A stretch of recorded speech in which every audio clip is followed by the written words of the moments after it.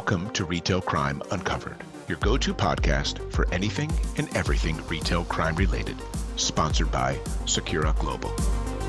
Here is your host, Professor Emmeline Taylor.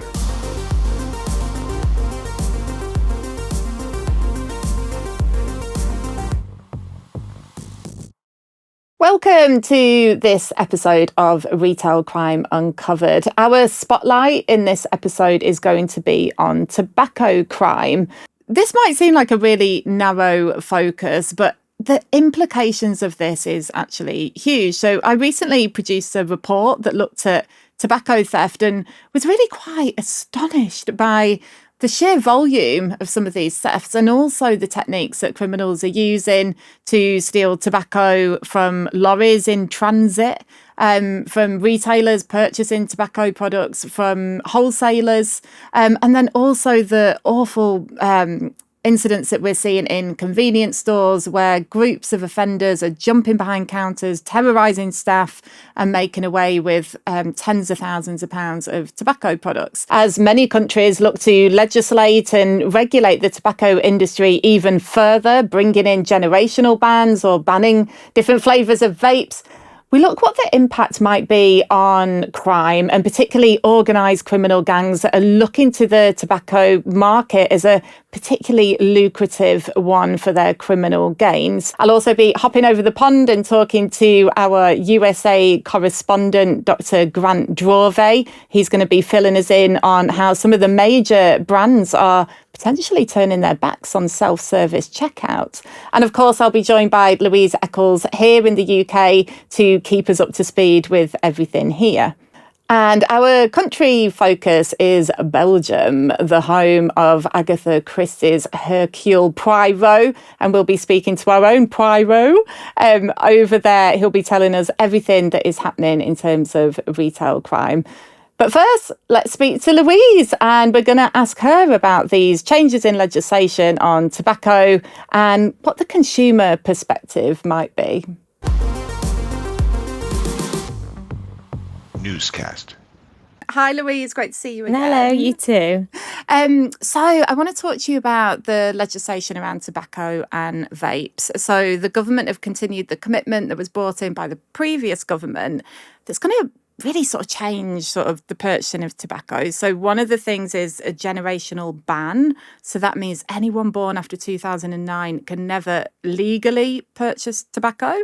And then also restricting the flavours of vaping products so that you can't have any of those jazzy bubblegum ones that they think only appeal to children. What do you think the consumer response is going to be here? Yeah, I mean, I can see it in our reader comments. Most of our readers are in favour of it, very much so. And I think where there is a backlash, I think it will be temporary. So if you think back to when smoking was banned in pubs and public places, which happened very quickly, didn't it?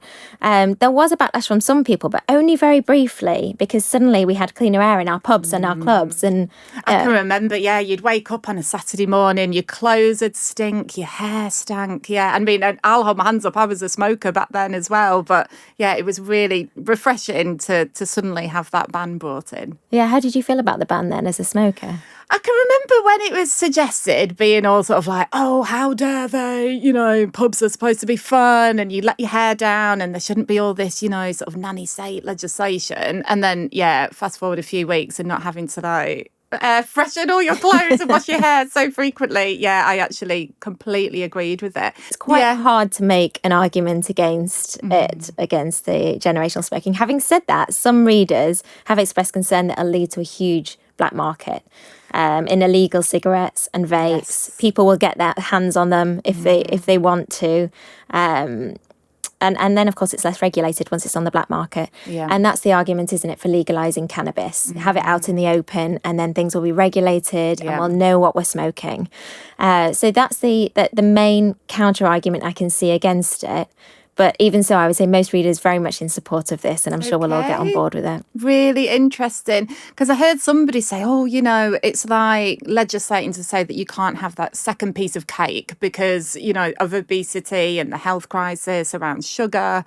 Can you see a parallel there? Is it sort of going a step too far around, consumer choices? Yeah, or we should just go a step further with all of it, I suppose, is the other argument. But with my consumer affairs hat on, I'd say perhaps it's unfair the government legislates so heavily against vapes and cigarettes, but then they'll have such lax laws around the junk food, which really they haven't done very much about at all, allowing ultra-processed foods in schools. We still don't have minimum unit pricing on alcohol like they do in Scotland and Wales. So I can see that people would say, well, why let us eat all the cake we can in the world and stop us smoking and vaping? But having said that, with my mum hat on, I applaud the ban because the idea that my children are born after 2009, so they'll never be able to buy tobacco legally. It's so That's quite a relief, frankly. That's quite a relief. That's one less thing for me to worry about. I mean, the drugs will be another thing, but if I can just know that they'll never be able to legally buy cigarettes. And I think looking back to, when I started smoking as a teenager, obviously that is something I hugely regret, and maybe it wouldn't have happened if they weren't so readily available. I'll be talking to somebody in Australia who has been charting how as you say, the black market has really taken off in Australia. They have the highest priced cigarettes in the world, and they've completely banned vapes. So you can only get them on prescription from a doctor now, and it'll be interesting to see if there could be parallels with the UK. Yeah, absolutely. I mean, regarding the law, which is going to make it stricter to market vapes, they are quite blatantly aimed at children, aren't they? I mean, they are candy coloured. Yeah. They have attractive ombre designs. I mean, my children try and pick them up off the floor because they think they look lovely, like tiny little plastic toys, don't they? And then you think about the environmental waste as well of those disposable ones. Absolutely. So I think that's only sensible to legislate against that, because bubblegum and candy floss flavours in pastel colours quite clearly, you would hope, means that they're marketed at children, because that wouldn't generally be appealing to adults, I wouldn't have thought. Definitely. Yeah. How would that generational ban actually be able to be upheld in a store? Because, when thinking about some of the research I've done about violence against shop workers, a key trigger point is around the sale of licensed goods, and particularly, those age-related sales, having to ask somebody for ID, they don't have it, it creates that flashpoint. But now it could be the case that, so a 25-year-old comes in, they can legally buy them, but the 24-year-old they're with can't. I just can't see how that's going to be managed unless we have compulsory ID or... Yeah, I think we're going to have to ID people in the same way that we do alcohol, no? It should be fairly straightforward, but I agree on the flashpoint. I think there will be arguments at the tills, as there are about other things, when people don't have their ID for alcohol. I've seen that really flare up before in a shop. And I have great sympathy for the shops, and we need to do more to tackle those thugs, but it's not a reason not to introduce it. I think that would be terrible to let aggressive customers win and say, we can't implement this, it's unenforceable because some people might be violent. I mean, talk about letting the criminals win. Instead, we need stronger policing, stronger laws to deter and tackle aggressive customers, as hopefully we're getting. And we need good security in stores. That's a really good point. And I guess shifting that onus maybe away from the shop worker and onto the customer, to that they do have to readily be able to prove it if they're on the cusp of looking like they're old enough or not. Yeah, they'll have to use their judgment as they do now, won't they? I mean, now when I buy alcohol, they have a quick look and they are very certain. I know, they're too quick. They are too quick to approve. Just at least pretend to hesitate a moment. Yeah, absolutely. Oh, brilliant. Thank you, Louise. That was so interesting, as always. Newscast. So today's spotlight issue is on tobacco crime, and many countries are looking to regulate the tobacco industry further, whether that's bringing in generational bans, whether it's restricting the flavours or availability of vaping products. There's lots of different ways that this is being introduced. I really wanted to delve into this deeper, so I caught up with Dr. James Martin. He's an academic at Deakin University in Australia. And he's been researching the consequences of greater regulation, of increased taxes, and the restriction of some vaping and tobacco products in that country. Just as a bit of context, there seems to be a turf war amongst rival gangs in Australia who are seeking to take hold or have a monopoly on the illegal sale of tobacco products. And some of the consequences have been fatal. We've seen some independent convenience stores firebombed, either because they won't stock stolen or smuggled products, or they have been coerced to stock it of the rival gangs of the competitors. So it's a really awful situation with some tragic consequences. Spotlight. So just tell us, first of all, what's the sort of legislation in Australia? Because I've heard you speak so many times now about how this is driving criminal activity. So what's actually happening? Yeah, it's a great question. So there's two sort of main related issues, and they're all related to nicotine. So on the one hand, we have a focus in this country on reducing smoking, like in most countries. But in Australia, we've really pursued that. There have been a variety of means, but at the centre of that has been taxation. And so we've had a series of extraordinary tax increases on cigarettes. Price of cigarettes has more than doubled over the past 10 years, and that was already coming off a very high base. So we have the most expensive cigarettes anywhere in the world. Wow. What would that cost you? Say 20 cigarettes, what would be the sort of market price? Between 50 and 60 Australian dollars. So that's about maybe £30. Okay. Yeah. So very, very expensive and increasingly out of reach. No longer affordable for increasing numbers of smokers who I believe, like in the UK, are disproportionately concentrated amongst disadvantaged groups.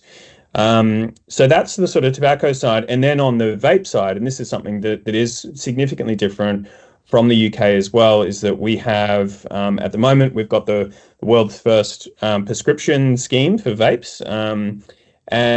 And that's been really an abject failure. We've got recent government statistics about that shows that 96% of the people who vape in this country do so without a prescription. So they're sourcing their products from the black market. In October, that will change again, and we'll be moving to a pharmacy model. So you can buy vapes without a prescription, but behind the counter at a pharmacist. So you'll need to have a discussion with the pharmacist, and they'll decide whether you're able to buy them. Similar to like codeine, I imagine, in the UK, where you can buy it from a pharmacy, but need to have a quick chat with the pharmacist first. The big problem with that is that this legislative change was made without consulting the pharmacy industry. So the Pharmacy Guild of Australia and the big pharmacy chains have already said that they're not going to participate. And on top of that, because they see it as too risky, or it's too much of a burden on their workload. What's their reasoning? Yeah, I think it's too much of a burden. So originally they were behind the prescription scheme, but my understanding is that they get more money for selling prescribed medicines than they do for behind the counter. So once you've taken that financial incentive away, I think, reading between the lines, I think that was one of the reasons for their shift in saying they don't want to participate. But even if they were to participate, I think there's still major problems with the policy that they've got. And that's because the range of devices and flavors, particularly, I think flavors are the big ones. They're limited flavors to mint, menthol, and tobacco. And we know that these are the least popular flavors amongst adults who vape. And so, with widespread black market availability, I just don't see a stampede to pharmacies, even if they started stocking these products. And so, over 90% of vapes are bought illegally. Where are they coming from? How are they getting into the country and into everyday people's hands? So the big way, overwhelmingly, they're disposable vapes, and they're coming from China, particularly Shenzhen. So, they produce the iGet bars and the Elf bars and, all the ones that are sort of popular around the world.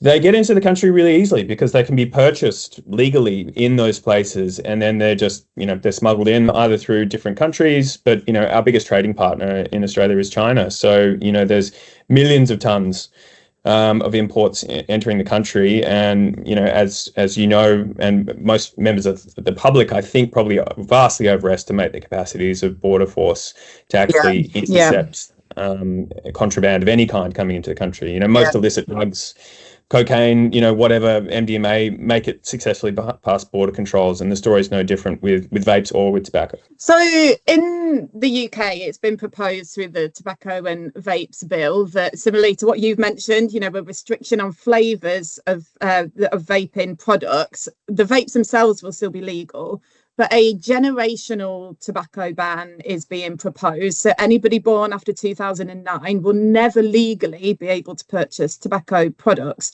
From your, expertise in Australia, what do you predict could happen then in terms of criminality? Well, I got to say, I'm really pessimistic about the feasibility of either of those things. I think on the vape side, restricting flavors, I think is a massive mistake. In Australia, and I think this is similar in the UK, there's a real moral panic around youth vaping in particular. And in Australia, at least, it's really misplaced. The vast majority of people who vape, I think it's something like 93% of people who vape in this country are over the age of 18. Yes, there have been increases in teen vaping, but most teens, or vast majority of teens, would never try to vape. Over 70% never try to vape, and the majority of teens who do so infrequently and consistent with casual experimentation. It's just 3.5% of teens are vaping daily, which, we don't want teens vaping or smoking or doing illicit drugs or drinking, but it's a pretty small number, and it's lower than the proportion of teens who were smoking daily a decade ago. To have the whole sort of policy driven by that relatively small number of problematic teen vapers, I think is misguided. So I think if you were to impose flavour bans in the UK and having much more open borders than we do here, being, so close to Europe or being part of Europe, is going to be really problematic. So I think you would have immediate black market implications there. And so too with tobacco smoking as well. I think there's a number of problems with intergenerational bans. There's a sort of equity issue there. What happens in 15 years' time where you've got, somebody who is, they're 25 or whatever, and they can buy smokes, but their mate who's 24 can't, how on earth do you sort of police that? I've been reading about these firebombs of shops in Australia that's related to this tobacco, these tobacco restrictions. What's happening there? It sounds really serious. It is. It's absolutely remarkable. We've seen nothing like it in Australia ever before. And we know that when products become inaccessible for whatever reason, either because they're banned, outright because, or the generational ban like you're talking about, or if you're just simply pricing them out of affordability through these tax increases, you get black markets. It's just, it's a fundamental reality. It's how black markets work. They rely on these restrictions being in place. So what comes with black markets as well is black market competition. These are players, just like in the illicit drugs trade, how violence is omnipresent to very varying extents, but it is a constant feature of black markets for illicit drugs. And so too have we seen two legal, peaceful industries in Australia being slowly turned through, I think, real, just legislative overreach and policy mistakes that were well-intentioned, but have come with these really disastrous criminal consequences. So just to understand the fire bombings, because I think I read there had been 87 over 12-month period. So this is a clear MO that is being used by these gangs. And so just explain to me, why are they firebombing particular premises? Is that because the owners refuse to sell illicit products, or is it because it's a rival gang is selling them through that premises, or both perhaps? Yeah, it's both. Yeah, and so we're up to 88 now. There was another one just over the weekend. We rarely get through a week where there isn't a new firebombing being reported here. And this, this is Melbourne. This is a pretty safe. That's just in Melbourne. Well, no, or is that nationally? It's nationally, but the violence is predominantly concentrated in Victoria. But yeah, we are seeing these attacks, occurring all around the country, albeit to a smaller degree. So we're seeing there's two reasons. One, you have legal shop owners who, they have a gang member walk in, they hand them a mobile phone, and the person on the other end of the phone tells them that they're going to start selling this person's illicit tobacco, or else, they've been watching the news. There are very credible threats that that are there. So, in those instances, if they agree a firebombing doesn't take place, we never hear about it. But that, you've got a person who's being unwillingly co-opted into criminal activity and is funding, now directly funding organised crime, or they say no, and then they do get firebombed. Or the other thing that we're seeing now is, yes, rival gangs are actually setting up their own stores. And so as part of the turf war that's happening here, we're getting, this sort of direct violence that's being carried out of sort of tit for tat attacks. Gosh, I mean, that is just so scary. So I saw that you spoke at the inquiry into, what is happening here. What's your advice to policymakers and the politicians, in Australia? But then, we have something to learn. I think we're on the early steps of taking similar policy decisions. What's your advice? My advice in an Australian context is we need to stop doubling down on failure. It is possible to make further, progress in the reduction of smoking-related harms, and vapes are really part of the solution here. And this is one of the things that differentiates the UK and Canada and New Zealand and all these other countries that have public health agencies and departments have embraced vaping as a really, powerful tool in the fight against tobacco smoking and tobacco-related disease. Australia needs to adopt that similar approach, in my view. And I think the other thing is that we've got a very, very large research base now into supply side prohibitions, into the war on drugs. And what we're doing now is we're implementing neo-prohibitionist policies, whether that through that successive taxation or through, this sort of medicalization and pathologizing people who vape, rather than treating these as adult consumer products, which is the model I think we need to move to. So the main argument is, you ban any substance or any product, any service for which there's widespread demand and supply, you're going to get these problems emerging. And this is what we've seen here. As I said before, we had two legal, peaceful industries, and they've been transformed into increasingly violent and uncontrolled ones. This didn't need to happen. And so my message, I guess, for policymakers in the UK is to really look at the cautionary tale that Australia is providing at the moment, to not engage in this kind of overreach, to embrace principles for harm reduction and demand reduction. We know, what works in reducing drug-related harms. And supply-side restrictions, prohibitions are amongst the least effective and are often counterproductive. Wow, that's really quite sobering, isn't it? Some of the consequences of this and just how severe things can get. But for now, on a lighter note, let's speak to Grant. Newscast.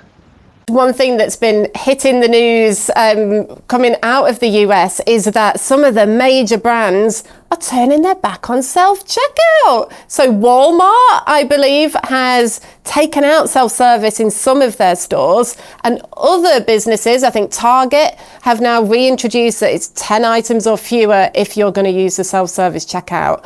What's going on? Is this the end of self-service? It's been fascinating to see, even as a customer in the US, of going around to some of these different retailers and seeing the changes, especially post-COVID and where it was everywhere, to now it's being scaled back based on sometimes hours of the day as well. But it's a different era to it based on the loss side of it. It was almost the honor system of, we're expecting you to do the right thing, come check out. And I think a lot of these retailers are seeing the opposite of, there's a lot of loss going into that side of it, to where it is being scaled back of, I believe it was March when Target started rolling back Target started going to the 10 items or less. In certain cities, you see it being reduced heavily just based on cities as a whole. Some cities are more criminogenic and in terms of high crime and high volume in that regards, to where it's too risky. There's too much loss. So we're now at a point within some of these retailers to where we can see the loss. So we've had enough time with these self-checkouts to see if it was just a blip or if it's sustained high levels to where now they have to start rolling it back. I was reading this morning, similar to Walmart and Target, but Dollar General in a similar regards of certain areas are being targeted more, to where retailers have to respond to that. The loss is getting high. And one way to do that is to pull back on that, go back to cashiers, and there's going to be a balance to that. You also see some companies that have the membership part to it that can still do the self-checkout, even checkout along the way that gets around some of that. And that also sometimes comes back to the initial conversation of facial recognition. Typically with some of these, the pictured part to it, to where they can also verify who you are versus what you shopped with and that kind of thing too. But there are some of those safeguards in place, ease of use, ease of access. But it's one of those that great idea, but people were taking advantage of it. Now, I mean, you're a world expert on the geography of crime and how it can be, sort of dispersed across different locations. And so if businesses are taking a decision we're not going to offer self-service checkout in this entire city because you people are criminogenic, there's too much crime. But what about the people who aren't the criminals? Aren't we disadvantaging them by also saying, no, you can't be trusted, or lumping everyone into the same category? Is there a concern there that it's not fair, perhaps? Sure. And I think to your point, it's not all parts of the city have the same levels of crime. So we know it's clustered in certain areas. So certain stores are at greater risk than others. But I also think about historical context of even 5 years ago, self-checkout was typically 10 items or less. Or if we think back of, it wasn't the norm at all. It's more the retailers have changed the layout to some of these stores to accommodate that almost immediate go through in and out very quickly. So I think if you can offer the same experience and almost similar timeline of checking people out in a similar fashion in terms of efficiency, you bypass some of that. I think if shoppers can kind of see that loss that stores are seeing, and you see the security measured changeovers, you see more people at some of these self-checkouts, and depending on the store I go to, hour of the day, some of them close to where you have half of them open to where you have more people eyes on the target. So we're not saying everyone's bad or every part of the city's bad, but certain locations are at greater risk. And you have to mitigate that somehow to where you have to draw back. That's the worst case scenario, and you see this with some retailers, you don't want stores to up and leave. So this is almost that stopgap to try to prevent that so they can recoup some of that money so the loss isn't as high. And that's just to be expected. Definitely. And I think just being able to, claw back some of the control over, the movement of people and their sort of checkout behaviour, I think that is really key. And as you say, the worst thing they can do is just, permanently shutter the store and the level of disadvantage that already would bring to these communities. It's incredible to hear what's happening in the US. Thank you. Country focus. I'm joined now by Gijs Wauters-Verbeke. He's a National Security Manager for Carrefour in Belgium, and he's also the chairman for a security group there, a group of retailers that look into the crimes that are impacting the industry. Hi, Gijs. It's really great to see you. I was reading this article from the Brussels Times over the summer, and it talks about the guess operations that were being led by law enforcement and what's called the tracking brigade. And so these individuals, it sounds very old school, taken to the streets using, undercover operations. Usually that was used for pickpockets, but they're turning their attention to shop thieves. And according to this article, they managed to catch a lot of people red-handed with the goods, clothes, etc. in their hands. What do you think of this operation? Is this a successful approach? Well, I would personally prefer to have, rather than a one-shot operation with important resources placed in by police force, I would rather have a more permanent and consistent approach for myself. But they are pretty successful when they mount this kind of operations. That's for sure. We have some tremendous police people, men and women, but unfortunately, in the day-to-day life, they're not always that available in case we call them for shoplifting. So, if I would have to choose, I'd rather have a more consistent and more profound approach rather than cosmetic operations like the gas operation. Okay, so do you think this was done just to create a big splash in the papers, make it look like the police are taking this seriously rather than a more committed stance on shop theft?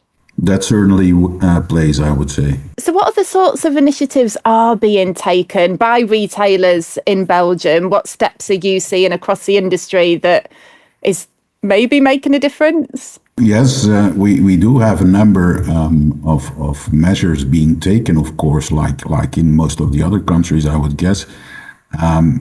There's a deployment of uniformed guards and store detectives or shop detectives, people in civil clothing chasing for the shoplifters. There's also important investments by every retailer in the sector in training of the staff, how to behave, how to react in case of suspicious behavior. And then, of course, there's also, and maybe the most important investment in systems like surveillance cameras, theft detection systems, EAS, security design measures, security gates, customer guidance systems, you name it. So it's pretty important. It's very significant what retailers are forced to invest. Yeah, definitely. And as the chairman of the Security Commission, which is an organisation bringing retailers together, is that very much the sentiment that, you know, retailers are having to invest huge sums of money to try and protect themselves from this massive increase in shop theft and fraud? Yes, absolutely. That's a general sentiment. And at the same time, again, we're being, if you will, a bit left on our own. With public prosecutor's office not taking shoplifting not seeing it as a priority. So it's not easy for retailers to maintain their position. Definitely. Do you know, and that's something that I hear all across the globe, you know, internationally, that it's really difficult to get the police interested. If you do manage to convince them, it's really difficult to then proceed through, you know, the courts or the criminal justice system. And so offenders just think, happy days, you know, I can get away with this. If I was visiting a store in Belgium, what types of, you know, security solutions would I encounter? You know, is everything locked away? What sort of tagging is there? Are there security guards on every shop door? You would predominantly see cameras, again, EAS detection, theft detection systems, and all kinds of measures to make sure that people go in the right way, go out the right way. So it depends, but you'd probably see quite a few things making clear that the store is under surveillance. I'm really glad that you mentioned surveillance, because then perhaps you can enlighten me on the situation in Belgium, because I always thought it was very restricted in terms of cameras, that you can't have CCTV, you can't have body-worn cameras, facial recognition, etc. Is that the case, or have things moved on? No, that is absolutely the case. And I would say, even from a wider perspective, it's pretty tough in Belgium, if I can put it this way, to be in private security. There is this national legislation apart from GDPR that I would say that starts from a protective point of view. Anything mobile, except for a dash cam, and then again only under very strict conditions, but anything mobile as a camera in Belgium is strictly forbidden, except again for use by law enforcement. What's self-service checkout like in Belgium? Is it a popular option? People also are changing the packings of produce, trying to leave with a television with a price ticket for a banana, and that's you name it and they try it. It's unimaginable, but how inventive people are. Is it? Yeah, that's all. But, you know, I just always think it's limited only by the imagination, all the ways that people try and defraud or, you know, get around security devices. And are there still big losses at the self-service checkout? Or do you think people in Belgium tend to behave themselves? No, quite the opposite. I think every retailer that has whatever kind of self-checkout is experiencing significant losses there. I'm not at liberty to share any data there, but it is pretty significant. Wow, gosh. Do you think the days are numbered, perhaps? We've seen some quite major brands in the US say that they're beginning to reduce the number of self-checkout stations. Can you envisage the same in Belgium? No, honestly, I wouldn't expect that in anytime soon. People are expect to have this ability to pay through self-checkout. So I honestly don't expect that retailers would come back on this self-checkout. No, honestly not.